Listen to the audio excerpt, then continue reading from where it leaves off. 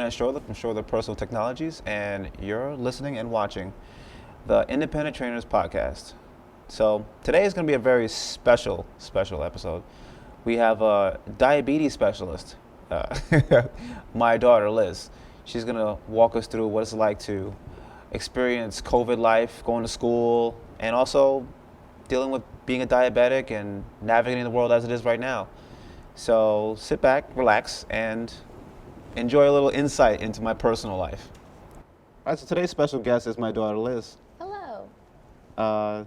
She's here because I personally believe, through my experience of training people, that if you're not connected to the thing that motivates you the most, you're simply not going to achieve your goals.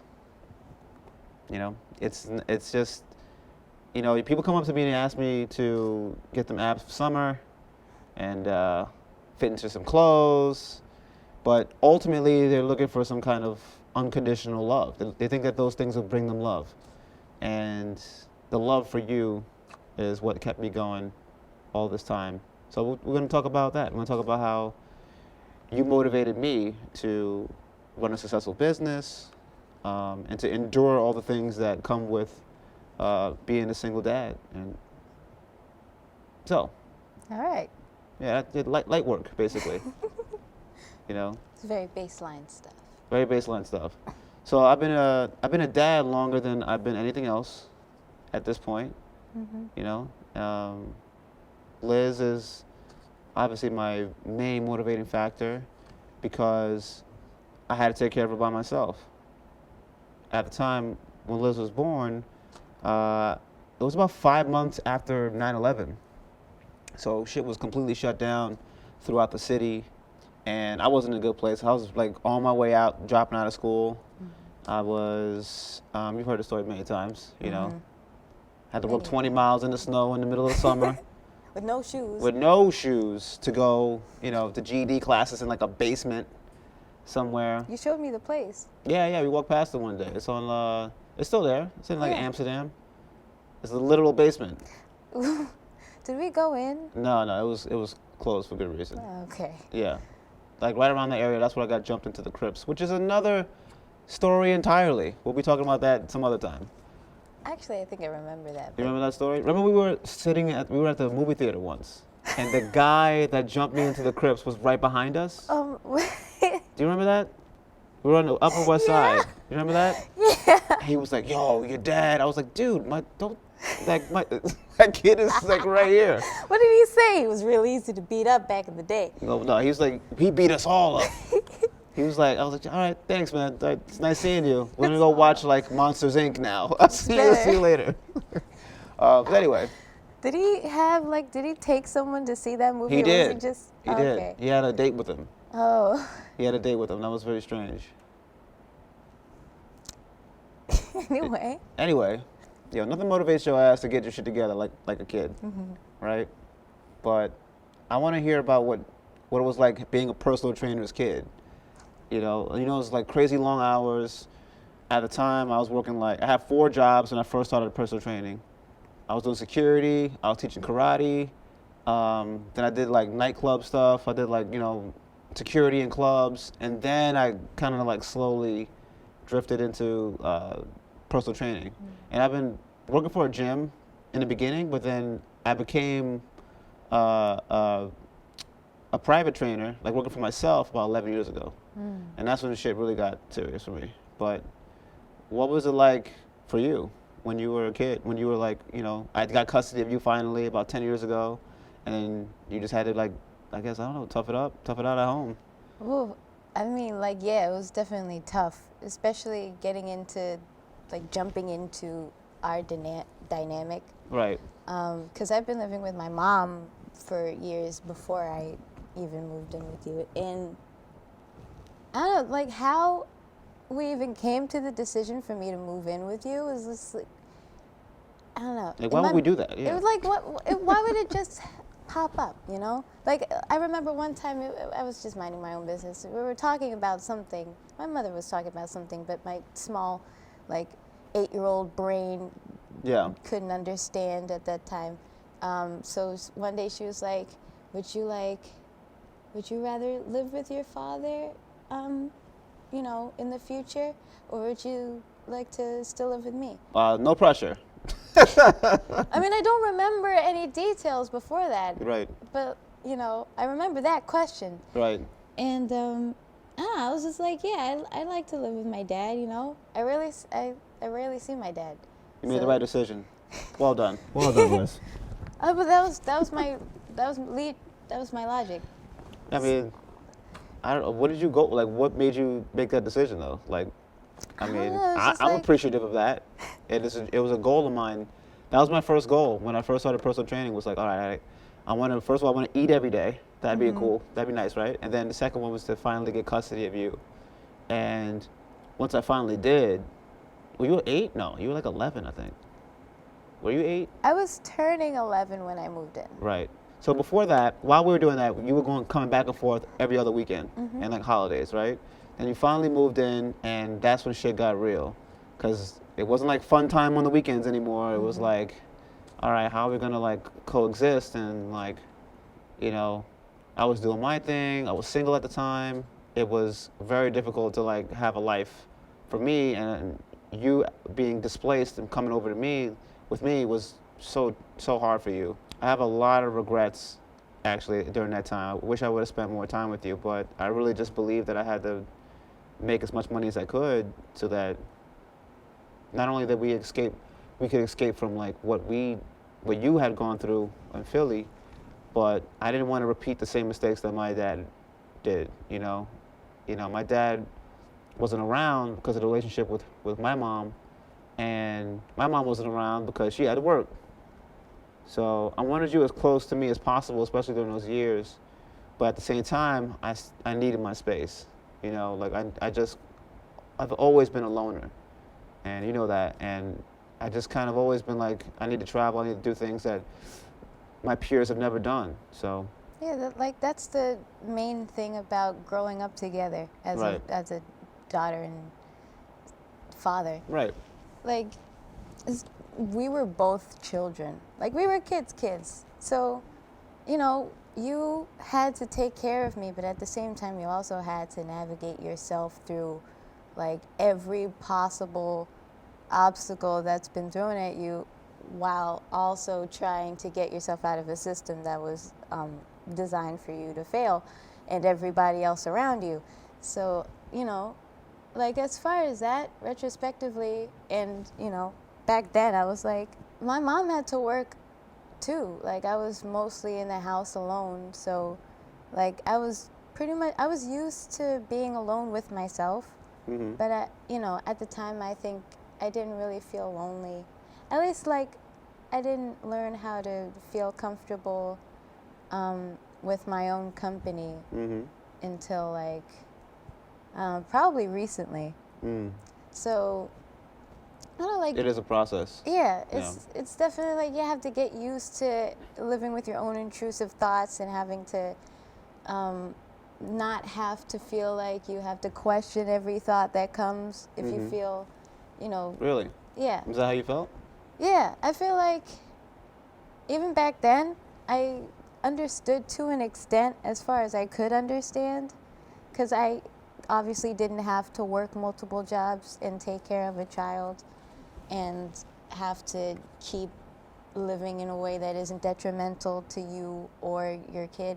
It's a lot of pressure to put on yourself, though. You know what I mean? Like, hearing about, like, your awareness of all that is what I was trying to prevent you from experiencing. By being a trainer, I could make my own schedule. Is what they, you know, it's kind of how they bill it to you.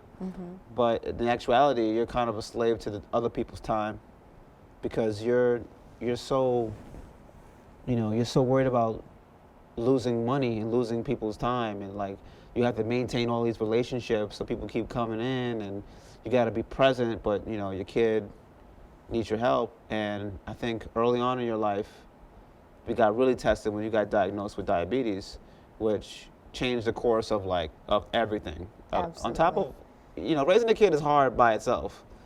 Having a type 1 diabetic child is extremely challenging for the parent. What was your experience like having a a single parent that's trying to do his best, but like, I always felt like I was falling short. What was your experience like? I mean, in all honesty, I feel like, even though sometimes I felt like you were overbearing at times with my health, which in retrospect I believe was the right course of action, because convincing like a 6-year-old that they can't have candy because it can kill them is a very hard thing to convince, them to not eat candy. Yeah.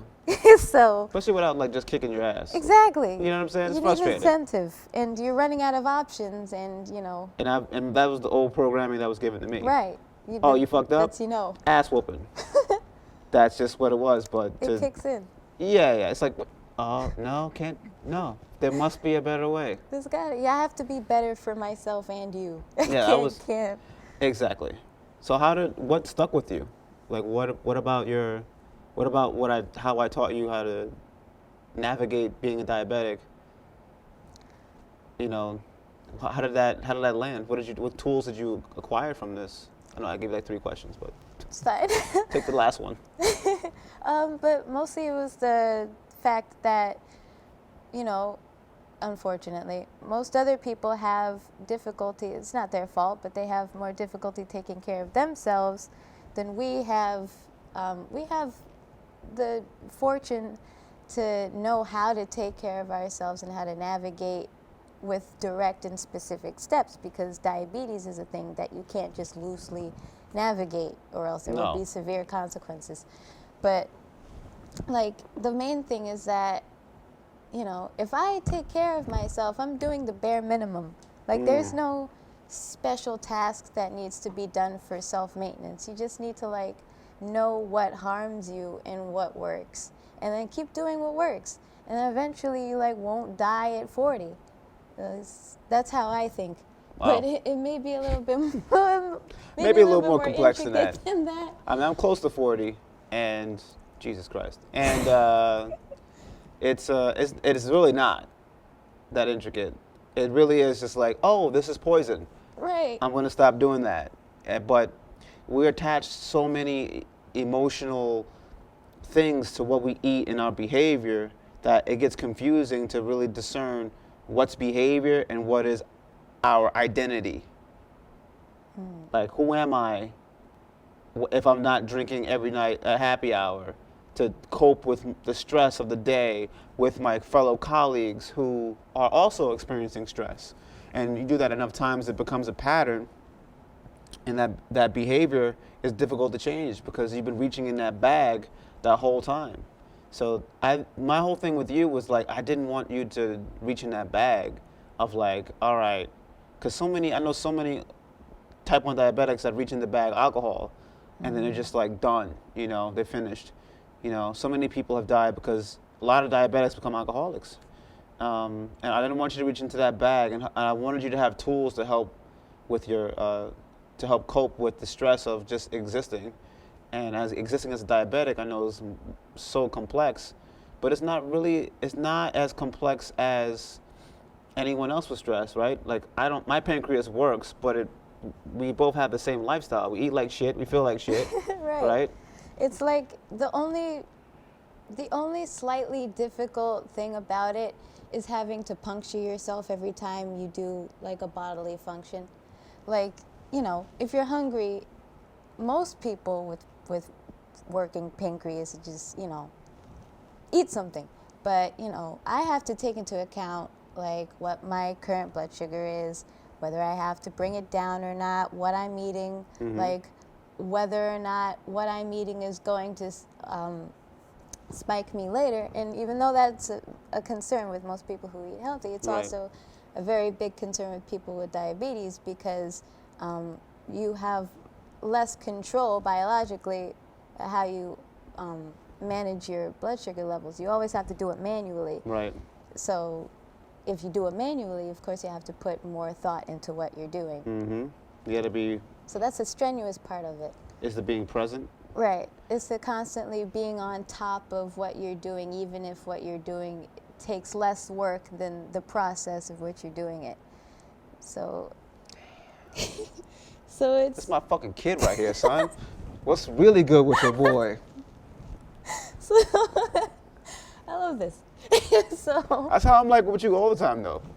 Behind your back, never in front of your face. never. Fucking kid right there. Oh, hey, Liz. What's going on? Is you doing all right? Clean your room. Go clean your room. What is this, chicken bones? I know you see that side of me a lot. Because by the time you see me, I'm just like completely unresourceful and tired. And then I gotta be like, okay, here comes the dad train again. And then you're like, Dad, can we talk? But I really am your biggest fan behind the scenes and in front of the scenes, like all day, every day. It really is like the only thing that really keeps me going, and I'm really proud of you. I'm really proud of the fact that you're able to articulate things like that. And I always saw you as someone that could help people, which is why I have you on the podcast. This isn't just like a fluff piece to highlight, my relationship just with you, but like it's more about, I think that you really do have skills that can help people that I don't possess, because you've been through in your own way things that I just couldn't fathom internally. Yeah, I was homeless. Yeah, I was in the gang. Yeah, I was. I had a job. I had to raise this kid by myself. I built this business from nothing. I'm a martial arts champion, but like, you're my greatest achievement by far, because I think that it's the work that you're going to do, whatever you decide to do, is going to change the way people perceive things, if you so choose to. No pressure. I think that you're going to do great. You're going to do great work one day, and I'm just happy to see. I just want to be there to witness it one day. So, yeah, I love you, Liz. I love you too. This last year has been particularly challenging. It's your first year of college. Oh yes. Wrapping it up, actually. Wrapping up your first. Wow, that was crazy. That's crazy. So we're heading into ending your first year of college in COVID time. You've had to navigate a lot, and I think that it's not. It wouldn't be hyperbole to say that it's been challenging for everybody. It sucked. Yeah, it sucked. Yeah. That is a gross understatement, but. Yeah, man. Like it sucks for me too. I'm paying all this money for like a college experience, and you're just like in the next room still, doing whatever, just banging out assignments. Besides the fact that you're not getting the college experience, how has COVID affected you psychologically, physically? Like, what's been going on with you? How you been holding it together, player? Well, let me just say for the record, it has taken a long time for me to like even necessarily handle it. Like, obviously when it hit, everybody was like caught off guard essentially. Nobody knew what to do. Zoom was just being like introduced as an actual learning tool for like everybody. And at the time, I think I was also finishing my last year of high school. And when that transition started, not only did learning, but being able to focus and be engaged academically was also hindered by the fact that I wasn't like around people physically. That's right, because COVID happened, you were still in high school. Yeah. And then you had to learn remotely, just like off the cuff, and then had to graduate remotely. Then summer school remotely. Yeah. Then immediately from summer school went to college. Remotely. All remotely. That sounds like a great time. It was a perfect opportunity to cry a lot, but also get in touch with. That was good delivery. But it was also a good way to get in touch with how I tick, mostly, how other people dealing with this crisis also happen to deal with loss also. Yeah. There's, forget his name. Chadwick Boseman, name him, or who else? Like, there was a security guard. Oh, right.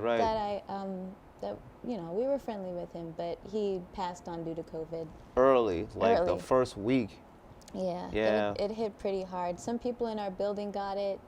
And died, yeah. Yeah. One of your teachers died. One of my teachers died, Joshua. He was a good teacher. Yeah, he was a nice dude, man. It took people out very quickly, and I didn't know what to do. Just having you around. I mean, we both were struggling because you were expected to go. You wanted to go out of the house finally, and I damn sure wanted your ass out of the house finally so I could like live my life. Party! Okay, all right. I guess we can hang out. Back to work. Back to work now. And everything got put on hold. It's still on hold.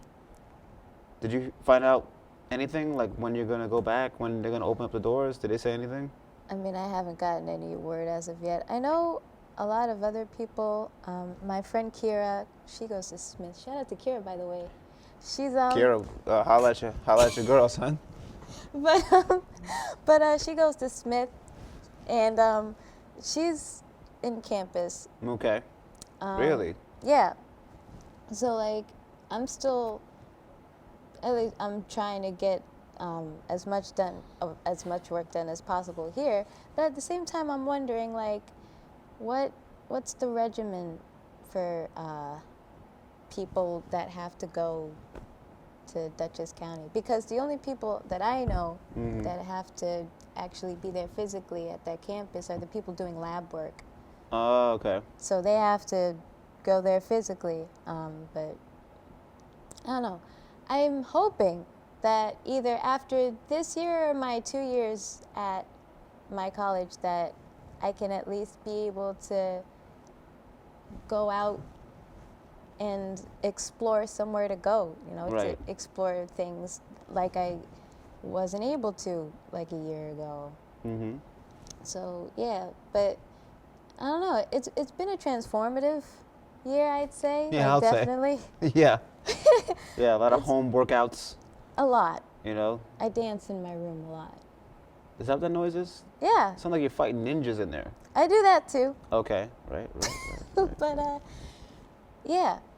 the COVID-19 experience as a college student, fun as it is, I don't think I'd be able to go Do another year. Yeah. Yeah, that sucks. As much as it.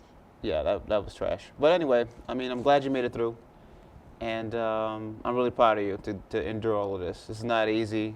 And I can only imagine what your generation of kids is going through right now. I'm proud of you for like still grinding as a personal trainer during COVID.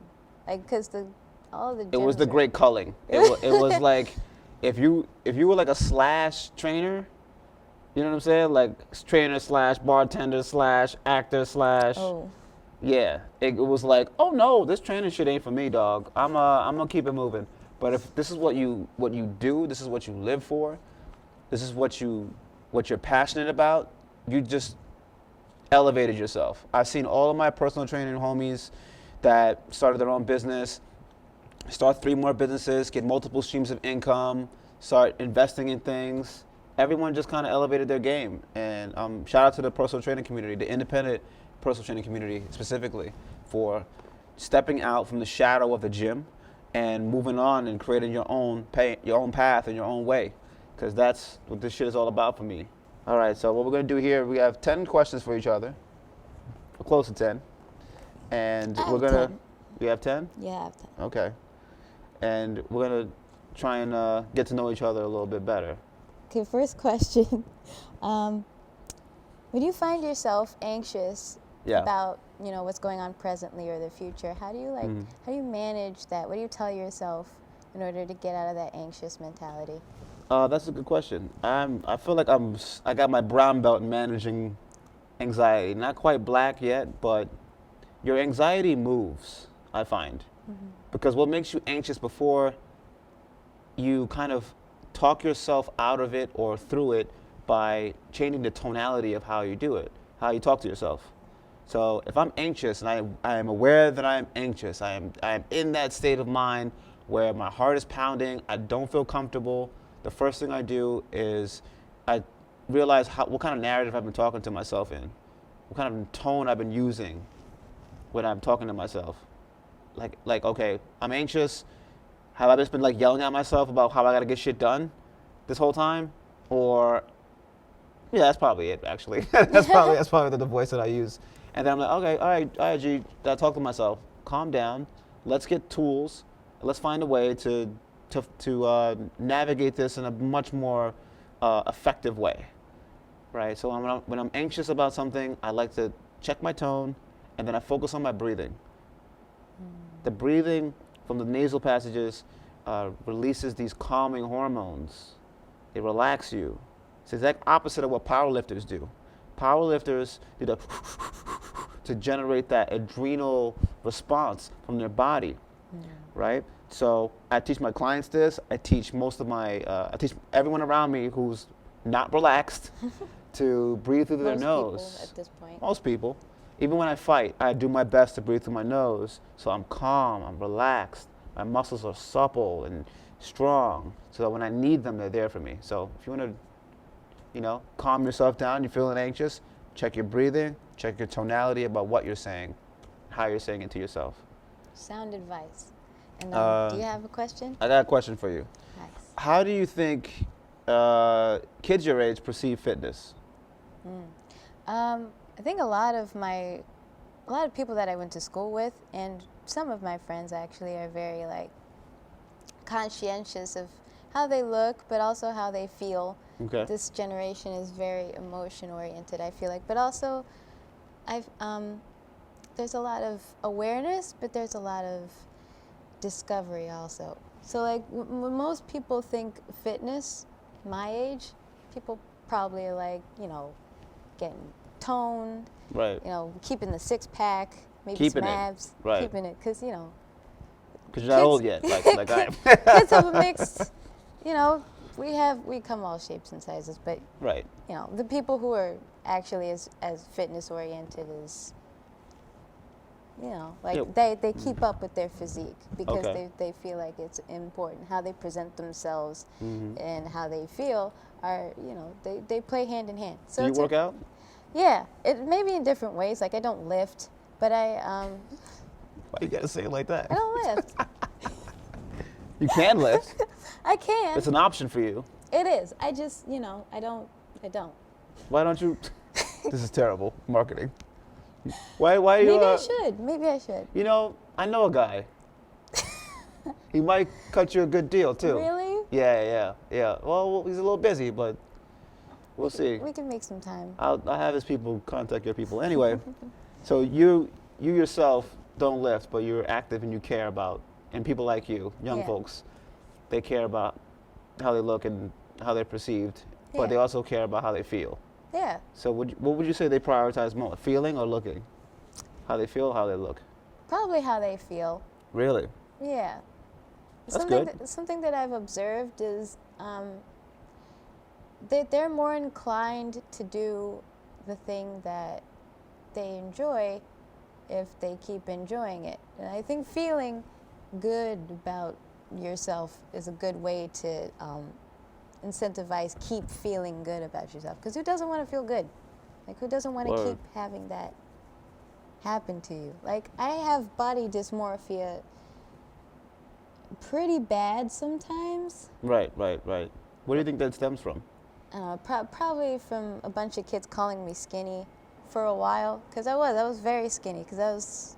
You're diabetic. Diabetic. Yeah, it's a metabolic thing, I can't help it, but I was made fun of for that. It didn't really make me feel good, as you can imagine. Making fun of you didn't make you feel good, huh? Yeah. All right. What's your next question, buddy? Okay, I have my next question. Okay, so this is a very hypothetical question. Okay. Who would you choose to have? Who? Okay. Who would you choose? Who? To have fight against Darkseid with you? Could be from any universe. Okay. It could even be someone from this dimension. Who would I choose to fight Darkseid with from the DC universe? Yes. Oh man, I kind of. Who would I have? One Punch Man. Easy. That's such a cheap cop-out. Yeah, I mean, whatever.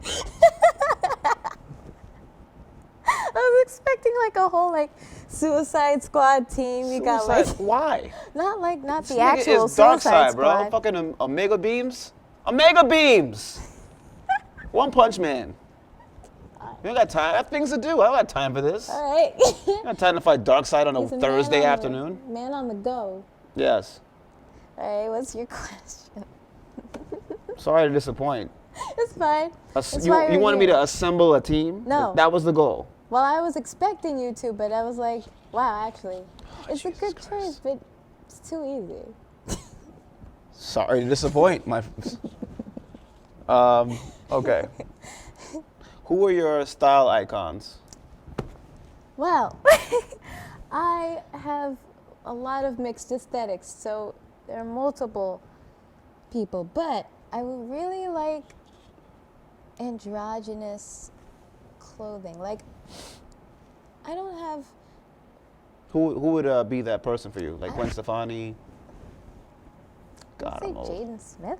Jaden Smith. He's androgynous in the other direction, yeah. He's pretty stylish. Who else? Most of the folks in BTS. I like their streetwear. I like Korean streetwear. I like streetwear in general. What is streetwear these days, though? Like, when I was a kid, when I was a young man, only 10 years ago, that's how quickly it happens to you. In 10 years. Together. Yeah, but in 10 years, you'll be 29. Mm-hmm. Think about that shit. And hopefully living in a cabin in the woods by now. Right. So, By then. for example, right, like streetwear now is like what? Tour merch and high-end nonsense. Like your shirt, I think, will be considered streetwear, I guess, because it's Givenchy. But like, if it was thrifted. Like how you wear it, I think, is more important. Right. I like Asian streetwear. Yeah. Obviously. I would never wear all over print personally, but I thought it would be fun to mix things up a little bit. But I feel what you're saying. Like Japanese and Chinese streetwear is like derivative of their tradition, therefore making it cool. But streetwear out here, these like rich white kids that like take a little bit of like hip hop and stuff. It's not really streetwear, I feel like. What do you feel like is streetwear these days? Like I like wearing, like here, this outfit, for example. I think what makes it have that aesthetic for me is, I guess the wallet chain. The wallet chain is a very versatile tool, which I like to incorporate in most of my outfits. I also like wallet chain on women, yes.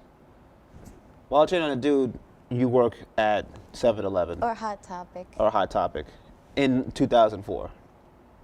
And listen to Limp Bizkit. It's a very specific picture for me, but I'm old. I mean, I like the wallet chain on you.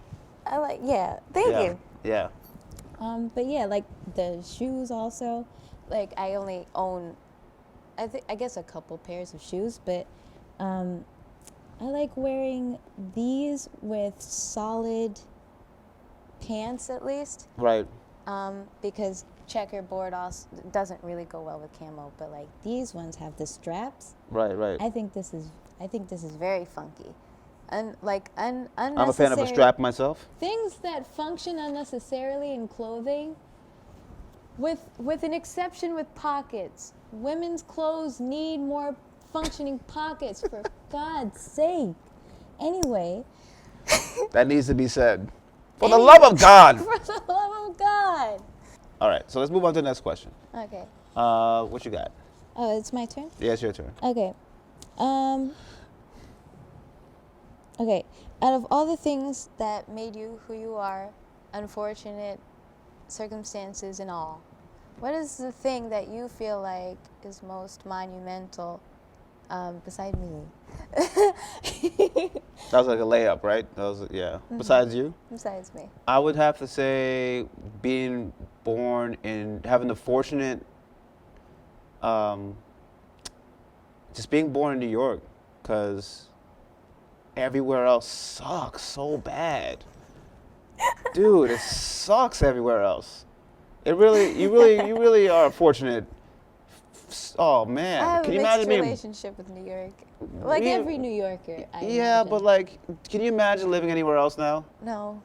Everywhere sucks. Going down to Wawa to get a sandwich. Get the hell out of here, bro. I like I'm not going. Yeah, because you spent half your life in Philly, and it's like it's a nostalgia thing for you. But I can't, like, G is from Scotland. There's a fucking reason why he's here. in New York, because Scotland sucks. It sucks. Y'all got cute cows though. Cows is not enough to stay to keep him there. I don't think he wants to make like money. You know, like he wants to actually like he wants to like live a good life That's and have some I don't know variety. You know, like New York is the. I mean, it's a. I'm not saying that's like a. Yeah, a that's good that's the major reason thing. to stay. I'm just saying, for me, it's a nice reason to visit. Okay, stop talking to G. I'm sorry. He's got a film. Well, anyway, yeah, that's the privileged part. It's like the problem is that being from New York, everything comes to you. You get to meet Scottish people that are fucking cool as shit. You get to meet different people from all over the world, but you don't really get a taste of what it's like to see things through their eyes. And that's why I travel so much, is because one, my family never traveled anywhere. We all just stayed on the block for like 3 generations, and then kind of just like went around the U.S. a little bit. But I want to go see the world. Like I still want to really go see Japan. I still want to go see Africa. I want to go all over the place. So yeah, being a New Yorker is great. But if I was born in like North Carolina, wearing like jean shorts and like a fitted hat and a team jersey, because that's all I have, like, you know what I mean? Like that's all I mean, yeah, that would really suck for me. Anyway. Way to paint a picture. Being a New Yorker is very like pivotal. Anyway, next question for you. What kind of music do you listen to right now? Usually I go for, like danceable, like Caliucci. I don't know if I'm butchering that, but I like her music a lot. What kind of music is that? I don't know. It's like neo groove. Like Your Teeth in My Neck is a song that I really enjoy. It's like chill, but it's groovy. It's a romantic song. Should I be terrified about you telling me about this song? Because I think that's the No. point of young people listening to music, is to scare the shit out of their parents. No, I mean, I spend most of my time either studying or working, so. No, I mean like specifically about your musical taste. Because when I was a Oh. kid, Eminem was talking about, a lot of things that have been canceled recently. Well, sure. But in that time. so like it's just a natural progression of things. Is there anything that I should be alarmed about? Are you listening to anything that would be like, besides like XXX Tension? I haven't listened to him since He my died. freshman year Yeah. Okay, sorry. of high school. But Right. yeah, I'm like. You've always been listening to like worldly music though. You always like. Yeah, I'm a big fan of Bollywood. Yeah. I have the Savan app. It's a really good app. You should. We're not being sponsored by Savan, so. Not yet, no. The sponsors will be rolling in no time. Don't worry, dog. But yeah, I like Bollywood. I like a lot of grunge. Mostly the stuff that you put me on.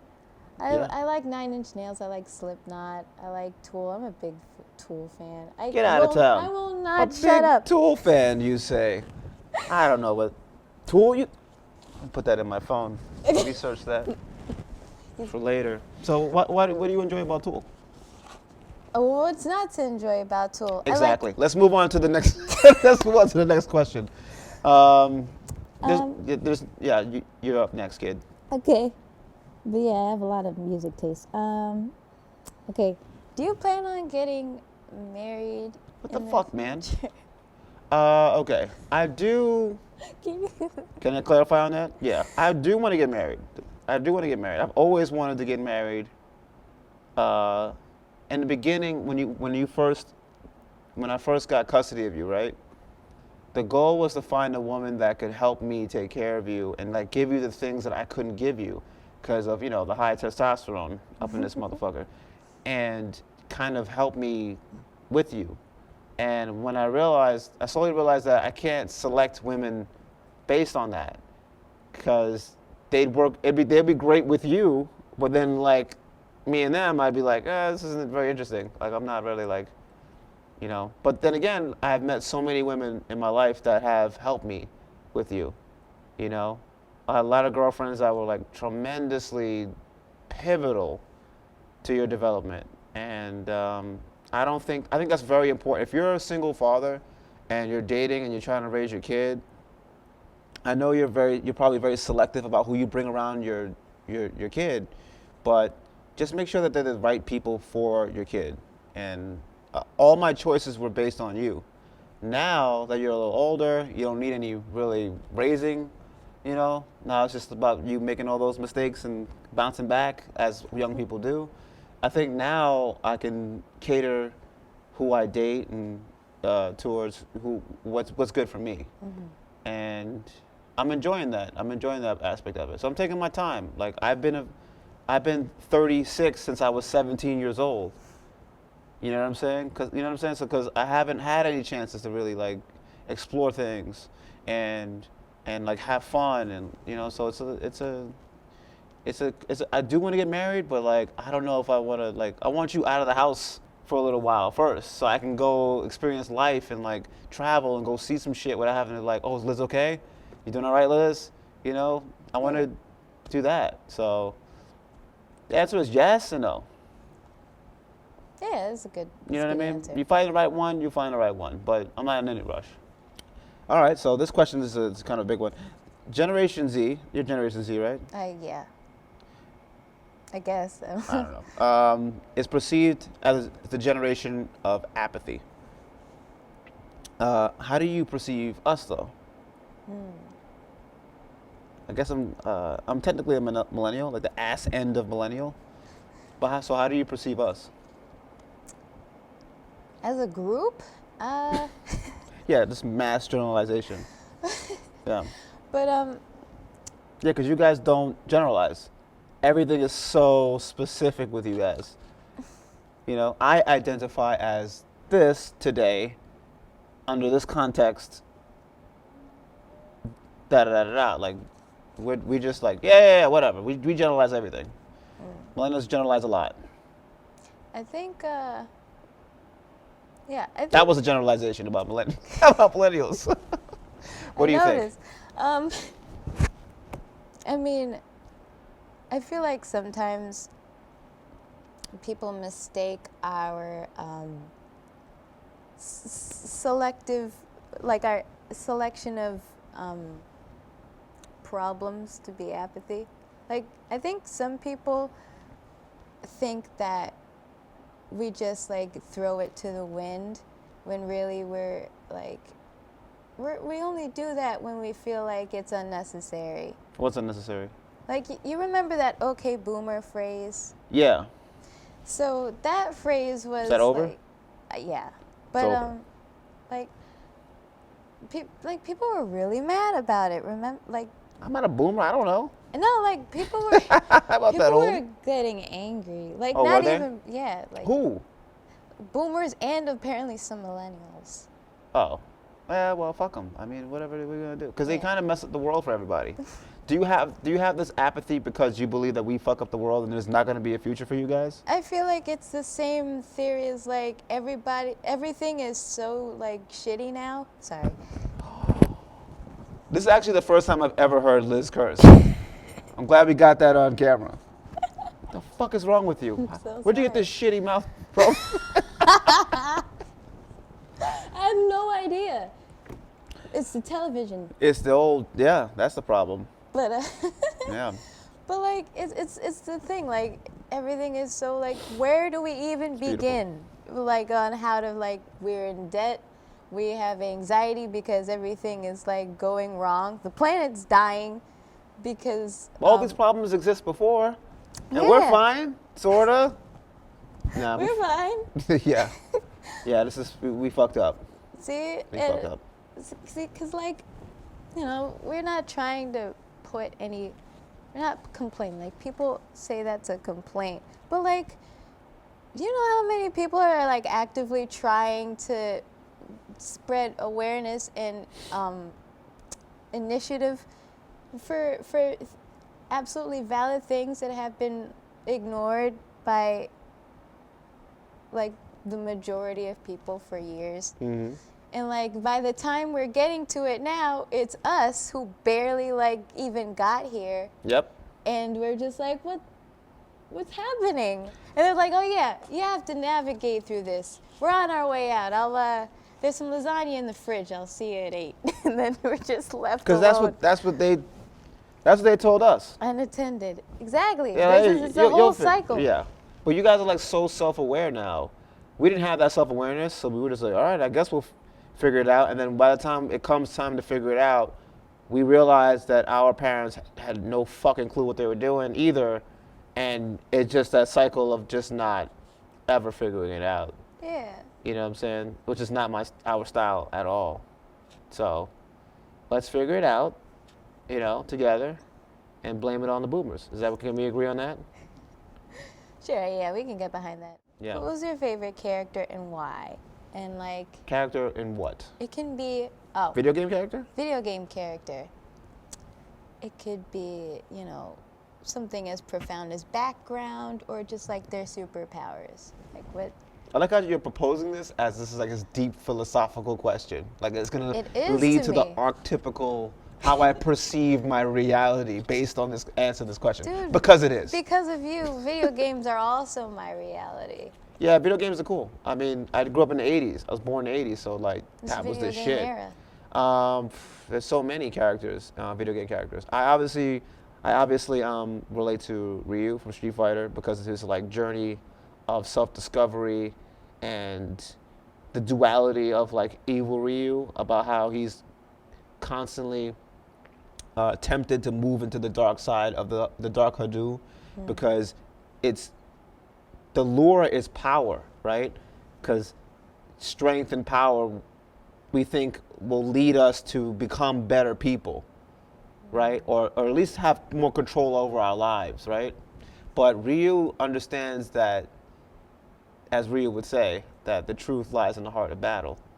And that's kind of what I'm all about, is just that moment where you realize yourself. You don't know yourself until you're in a fight, a real fight, where you don't know if you're going to make it out. That person you are, whether you fight, make friends, or flee, is the reality of a situation. That's who you are in your fucking DNA. You feel me? And I really relate to Ryu in that respect, like to a T. Like if you weren't born, I'd be traveling the world fighting people. That's all I would be doing. I don't give a shit about money. I wouldn't care about anything. I'd have a sack over my shoulder with the theme music playing with the headband that I'm wearing right now, and just traveling the world. And Akuma as well, because the Akuma is like what happens when you pervert that power. Goki. When you pervert that power and you let it consume you. We've all felt that way.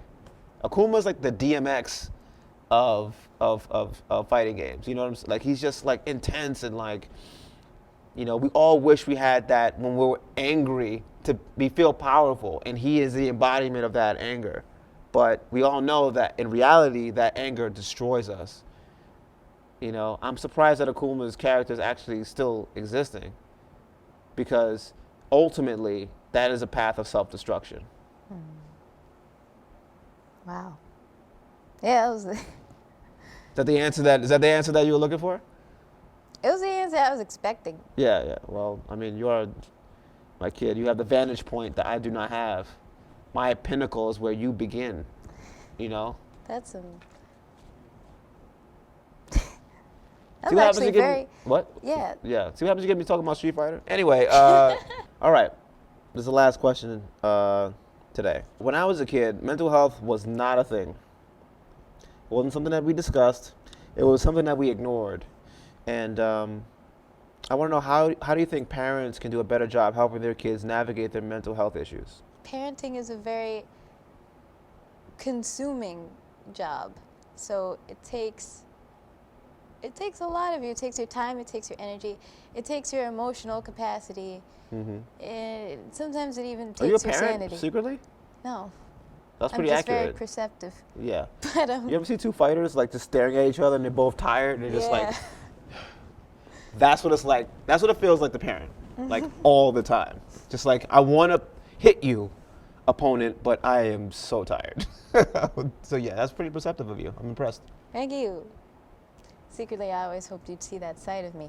But Of what? like have that realization that I may not endure the same things that you do, but I definitely see and understand to a degree, like the what it takes. Like obviously, I also know that because I'm your kid, so I'm getting the direct effects of your actions. So it's even more of a heavy thing to be aware of, at least for me. So, But- I mean, yeah. but, Because I have to come home, adding on to what you're saying, I have to work on myself so that that burden becomes less for you. Right. I have to constantly keep going to the well of being more resourceful, because it's not, you can't just like show up with your parents' programming. Their programming was outdated when they got it. So now you showing up with a Sega Genesis and it's 2021. It's like, no, dude, we can't run like that. So I think you're right. Checking in is the way to go when it comes to your kid. You got to find a way to connect with them. But once you connect with them, how do you navigate that? How do you navigate being like, okay, we're connected. Where do we go from here? The emotional part of parenting, sometimes listening to your kid explain their experiences, with how we might deal with our emotions when we either are angry or anxious, and we can feel that, or we express that towards each other in a way that either of us can perceive it as like hostile or aggressive. So like, honestly, it takes a lot, and coming home and being emotionally and physically exhausted, you like, of course, don't want to do any more like mental work. But unfortunately, especially like personally in this household, I feel like the main thing we have when both of us get heated with each other is that we have a communication barrier. So the things that we say may not be the things that either of us hear, but we have to find a way to, like, in real time, keep up with how we communicate with each other, what language we use, like the tones. Like, the other day when I confronted you about how I felt about, like, I felt like orders were being barked at me, like, but that just came like with me perceiving that in my own mind as like, I'm doing so much stuff, and then you come home and then we have to deal with this, but then you come home and you're like, I come home and then I have to deal with this, like, like we need proper maintenance, and both of us are just absolutely burned out. But that is a reality of our dynamic. But like parenting, we get burnt out. But Yeah. it's important to reassure each other, like, it's not because either of us are doing anything wrong. It's not personal. Yeah, it's not You personal. know? It's never personal. It's not personal in the sense where,